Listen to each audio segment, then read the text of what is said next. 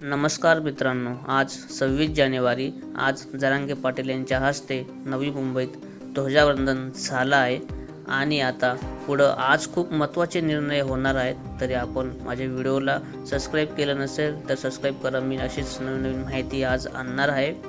आझाद मैदानावर परवानगी नाकारल्यामुळे आता पुढची दिशा जरांगे पाटील ठरवणार आहेत आणि पण ते ठाम आहे त्यांच्या वक्तव्यावर की आम्ही आझाद मैदानावरच आमचं नियोजन असेल, आंदोलन असेल।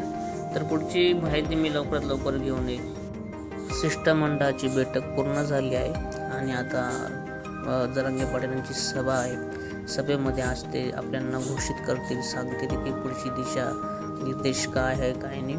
की शिष्टमंडळाशी जर बैठक झाल्यामुळे पुढचा निर्णय लवकरात लवकर ते घेणार आहे। तरी आपण सगळ्यांनी माझ्या चॅनलला सबस्क्राईब केलं नसेल तर प्लीज माझ्या चॅनलला सबस्क्राईब करा आणि पुढची मी अपडेट अशीच तुम्हाला देत राहणार आहे आज, कारण की आजचा खूप मोठा विशेष आहे।